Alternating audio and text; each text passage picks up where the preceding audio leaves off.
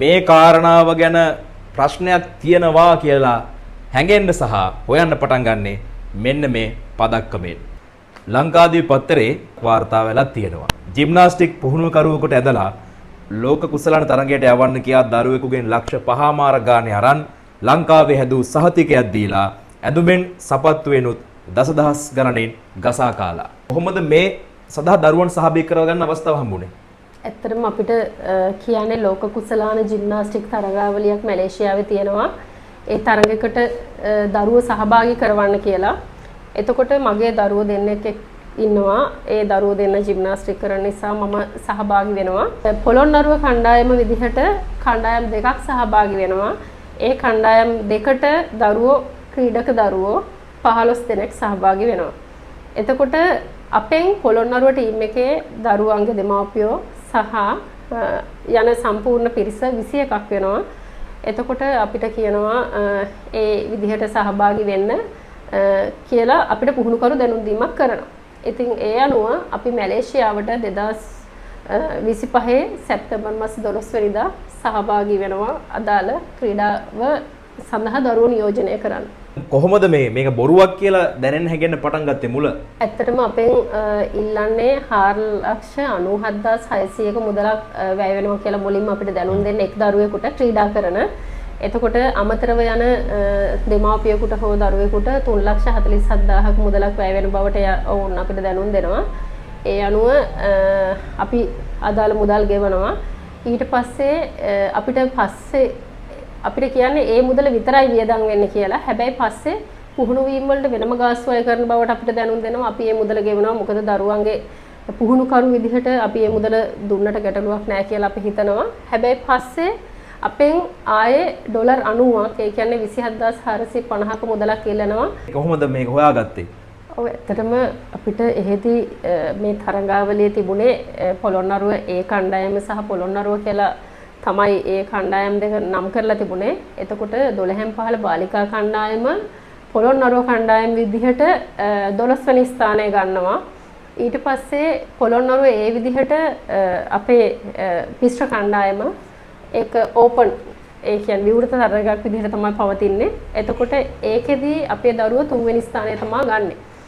එතකොට අපි ඒ වෙනකොට ලංකාවට එනකොටත් මේ අසත්‍ය තොරතුරු ප්‍රචාරය කරලා ඉවරයි. රන් සම්මාන විදිහට තමයි ප්‍රචාරය වෙලා තියෙන්නේ. ඒ කියන්නේ පුවත්පත්වල සහ අදාළ තවත් ජනමාධ්‍යවල ඒ සම්බන්ධයෙන් පළවීමක් වෙනවා. එතකොට අපි ලංකාවට එනවා 17 වෙනිදා රාත්‍රියේදී. ඒ එනකොට මගේ දරුවට ගත්ත මෙඩල්ස් එහෙදි මේ කියන පුහුණුකරු එකතු කරගත්තා. ඊට පස්සේ පුහුණුකරු අපේ දරුවන්ට මේ පදක්කම් ලබා දීමක් කරන්නේ කටුනායක ජාත්‍යන්තර ගුවන්තොටුපළේදී. අපි පිට වෙන පරයන්තේ කිට්ටුවේදී. එතකොට මේ පදක්කම දෙනකොට මගේ චූටි දරුවා අවුරුදු 5යි. ඒ දරුවා මට පදක්කම ගෙනල්ලා අම්මි මේ කියලා මට පෙන්නනවා. ඒ වෙලාවේදී මගේ දරුවාගේ පදක්කමේ තිබුණ ස්ටිකර් එක නැහැ. ඒ කියන්නේ මේ අනෙක් කණ්ඩායම තව ගියානේ. එයාට දාවි පදක්කම් දීලා තිබ්බේ තරගයේ මැලේසියාවේදී නැත්නම් එයාපෝට් එකේදී දීලා තිබ්බේ. ඒ පදක්කම් දුන්නේ අපේ ඇස් ඉස්සරහා ඒ අදාළ තරඟාවලියේදී. හැබැයි අපේ තරඟාවලිය ඉවරුණෙන් පස්සේ මේ අපේ පුහුණුකරු විසින් අදාළ පදක්කම් ඔක්කොම එකතු කරගන්නවා. ඒ වෙලාවේ අපි ඉතින් විශ්වාස කරනවා මේ පුහුණුකරු එකතු කරගන්නේ දරුවෝ නැති කරගන්නේ කියලා. එතකොට පදක්කම ස්ටිකර් තිබ්බද? ඒ අවස්ථාවේදී දරුවගේ පදක්කම ස්ටිකර් එක තිබ්බා. පැහැදිලිව මම දැක්කා. ඒක මගේ මතකයක් විතරයි තියෙන්නේ. ඒ අවස්ථාවේ මට ෆොටෝ එකක්වත් ගහගන්න හැකියාවක් තිබුණේ නැහැ.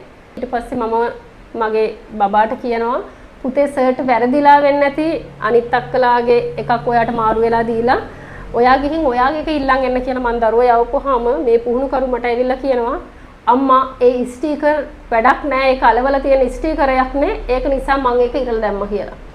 ඒ වෙලාවේ මට දැනෙන හැඟීම මට වචන වලින් කියා ගන්න බෑ. හරිම අසරණ වෙනවා ඒ වෙලාවේදී මම. කොච්චර ප්‍රමාණයක්ද මොන් වියදම් කරලා තියෙන්නේ? මේ සිද්ධියත් එක්ක මම මේ පුහුණුකරුගේ සම්පූර්ණ තොරතුරු හොයන්න පටන් ගන්නවා. එතකොට මට අපිත් එක්ක තව ගාල්ල කණ්ඩායමක් සහ තව එක් කණ්ඩායමක් සහභාගී වෙනවා. ඒ කණ්ඩායම් වලින් මම තොරතුරු හොයලා බලනකොට ඔවුන්ට වියදම් වෙලා තියෙන්නේ 2,70,000ක් 2,95,000ක් වගේ මුදලක්. අපිට අමතරව ගාල්ලේ පුහුණු වීම කටයුතු සඳහා රුපියල් 15,000ක මුදලක් ගෙවිය යුතු බවට ඔහු දැනුම් දීමක් කරනවා එක් දරුවෙකුට ක්‍රීඩා කරන. ඊට පස්සේ අපිට කියනවා අර මේ තරඟාවලියෙන් පස්සේ දරුවෙකුට ඩොලර් 90ක මුදලක් ඒ කියන්නේ 27,450ක මුදලක් ගෙවන්න ඕනේ එක් දරුවෙකුට කියලා. ඊට පස්සේ අපිට කියනවා ඉන්ටර්නැෂනල් ඒ කියන්නේ ජාත්‍යන්තර ජිම්නාස්ටික් තරඟාවලියකට නිකන් යන්න බෑ. දරුවන්ට හොඳ සපත්තු දෙකක් දෙන්න ඕනේ. ඒක අපි ගෙන්නන්නේ වෙන විදේශ රටකින්. ඒක නිසා ඒකට 17,800ක වගේ මුදලක් වැය වෙනවා. ඒ මුදල් ගෙවන්න කියලා අපෙන් ඉල්ලීමක් කරනවා. අපි දරුවෝ වෙනුවෙන් ඒ මුදල් ලබා දීමක් කරනවා. පොළොන්නරුවෙන් ගියපු ඔබේ කණ්ඩායම විතරද නැත්නම් එහිද කණ්ඩායම් දැක්කද ආවද මේ තරඟාවලියට සහභාගී වෙන්න? ඔව් ඇත්තටම අපිට පොළොන්නරුවෙන් පිට වෙන්න කලින් අපිට මේ තරඟය ගැන කියනකොට ඔය පුහුණුකරු අපිට දැනුම් දීමක් පොළොන්නරුව දිස්ත්‍රික් ජිම්නාස්ටික් සංගමය කියන ඒකේ පුහුණුකරු අපිට දැනුම් දීමක් කරන්නේ ගාල්ල කණ්ඩායම සහ අපෙන් කණ්ඩායම් දෙකක් විදිහට තමයි කණ්ඩායම් තුනක් ලංකාව නියෝජනය කරන්න කියලා. එතකොට අපි ඇත්තටම විශ්වාස කරන්නේ අපි දන්නේ නැහැ. අපි විශ්වාස කරනවා පුහුණුකරු කියන දේ හරි වෙන්නේ නැති කියලා. එතකොට අපි කරුණායක ජාත්‍යන්තර ගුවන්තොටුපළට ගියාම තමයි දැනගන්නේ මේ තව එක් ටීම් එකක් අපිත් එක්ක එකතු වෙලා මේ සංචාරයට යනවා කියලා. හැබැයි අපි මැලේසියාවට ගියාම දැනගන්නවා තවත් කණ්ඩායම් කීපයක් මේ විදිහටම ලංකාවෙන් ඇවිල්ලා තියෙනවා කියලා. අපි ඔක්කොමලා ඉන්නේ එකම හොටෙල් එකේ. ඒ හොටෙල් එකේ ඉඳලා ඒ තරඟාවලියට සහභාගී වෙනකොට තව රටවල් මැලේසියා පිලිපීන් මං හිතන්නේ තව රටවල් දෙක තුනක් සහභාගී වෙනවා ඒ අදාළ තරඟාවලිය සඳහා. මට හොඳටම මතක තියෙන්නේ මැලේසියා පිලිපීන් සහ ශ්‍රී ලංකාව ඒ තරඟාවලිය නියෝජනය කරා කියලා. ඔය කණ්ඩායම ලංකාවට එනවත් එක්කම රට පුරාම ප්‍රසිද්ධ වෙනවා රන් සම්මාන කියලා. ඔව් ඇත්තටම අපි ලංකාවට එනකොට සමහර පුවත්පත්වල ලොකුවට පළ වෙනවා රන් සම්මාන තමයි මේ බාලිකා කණ්ඩායමට සහ ඒ කියන්නේ පොළොන්නරුව කණ්ඩායමට සහ පොළොන්නරුව ඒ කියන මිශ්‍ර කණ්ඩායමට හිමි වෙලා තියෙන්නේ කියලා ඒ වෙනකොට අපි ලංකාවටදී ප්‍රචාරය කරලා ඉවරයි. ඉතින් ඒක නිසා දරුවන්ගේ දෙමව්පියෝ ඇවිල්ලා ඉන්නවා මල් අරගෙන දරුවෝ පිළිගන්න. ඒ අවස්ථාවේදී මම පැහැදිලිවම දකිනවා මගේ දරුවගේ තිබුණා 9 TGIGT gym dance open bronze medal කියලා සඳහන් වෙලා තිබුණා මගේ දරුවගේ පදක්කමේදී මැලේසියාවේදී. හැබැයි ලංකාවට එනකොට ඒ කිසිම දෙයක් නැතුව හිස් පදක්කමක් තමයි මගේ දරුවට හම්බ වෙන්නේ. ඊට පස්සේ තමයි මම මේ සම්බන්ධයෙන් හොයලා බලන්නේ. එතකොට මම අනිත් කණ්ඩායමේ විමසම්පුවාම තමයි මම දැනගන්නේ ඔවුන්ට වියදම් වෙච්ච මුදල සහ අපිට වියදම් වෙච්ච මුදල අතර අසීමිත වෙනසක් තියෙනවා කියලා. එම පුහුණුකරු ඔබට කියන්නේ ලෝක කුසලාන ජිම්නාස්ටික් තරගාවලියේ තවත් එක් තරගයක් කියලා. එතකොට ඔබලට හිතුනේ නැද්ද නිකන් ලෝක කුසලාන තරගාවලියකදී මීට වඩා පදක්කම් දෙන්න පිළිවෙලක් තියෙන්න ඕනේ. ලංකාවට ආවට පස්සේ හොයලා බලනකොට එහෙම ඇත්තටම ලෝක කුසලාන තරගාවලියක් මැලේසියාව තිබිලා තියෙනවද ඒ කාලෙදී? ඇත්තටම මැලේසියාවට ගිහිල්ලා අපි ඒ තරගයට සහභාගී වෙනකොට අපි නිරීක්ෂණය කරනවා මැලේසියාවේ ඉස්කෝලේක තමයි තියෙන්නේ. ඇත්තටම ලංකාවේ මම දකින්නට වඩා හොඳ ස්ථානයක් ඒක ජිම්නේසියම් එකක්. එතකොට අපේ දරුවන්ට ඒ වගේ අවස්ථාවක් ලැබිච්ච එකත් භාග්‍යයක්. හැබැයි මේකෙදි එහෙදී අපේ දරුවෝ ඒකේ තරග කරලා මෙහෙ එනකොට එතන මම පැහැදිලිවම දැක්කා මේක අදාළ ක්ලබ් එකක්. ඒ කියන්නේ යම් කිසි සමාගමක් විසින් ඒ ඔවුන්ගේ ඒ සහයෝගී රටවල් අතර සහයෝගීතාවය ඇති කරගන්න වගේ ඒ අදාළ රටවල් වලට ආරාධනා පත්‍ර එවීමෙන් අනතුරුව එකතු කරගෙන මුදල් තියෙන දරුවෝ තමයි ඇත්තටම එතන සහභාගී වෙලා තියෙන්නේ කියලා මම පැහැදිලිව දැක්කා. ඉතින් ඒ වගේ අවස්ථාවක් හම්බ වෙන්නේ මේ අදාළ මුදල් වියදම් කරන්න පුළුවන් දෙමව්පියන්ට කියන එක මම පැහැදිලිව දැක්කා. මෙතන කිසිම ලෝක කුසලාන තරඟාවලියක මුහුණුවරක් තිබුණේ නැහැ. තාමත් මේ පුහුණුකරු මේ අමුතු ජිම්නාස්ටික් සෙල්ලමේ යෙදෙනවද නැත්නම් යම්කිසි වාරණයකට ලක් වෙලා තියෙනවද?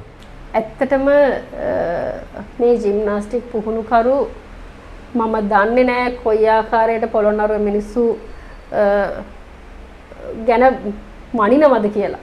හරිම දුකයි කියන්න මේ වෙනකොටත් මහු නැවත නව පුලතිසි ජිම්නාස්ටික් ඇකඩමි කියලා කිසිම ලියාපදිංචියකින් තොර ආයතනයක් පවත්වාගෙන යනවා. ඒකට මේ සම්බන්ධයෙන් නොදන්නා දෙමව්පියෝ තවමත් දරුවෝ යොමු කරනවා. ඒ ගැන ඇත්තටම අපිට හරිම දුකයි. මම දන්නේ නැහැ දෙමව්පියෝ දරුවෝ වෙනුවෙන් වියදම් කරනවා තමයි අපිත් වියදම් කරනවා. හැබැයි අපි දරුවන්ට දෙන්න ඕන දේ අපිට වැරදිලා හරි ඒක නිවැරදි කරගෙන දරුවෝ යහමගට ගන්න එක තමයි කරන්න ඕන කියන එක තමයි මගේ අරමුණ.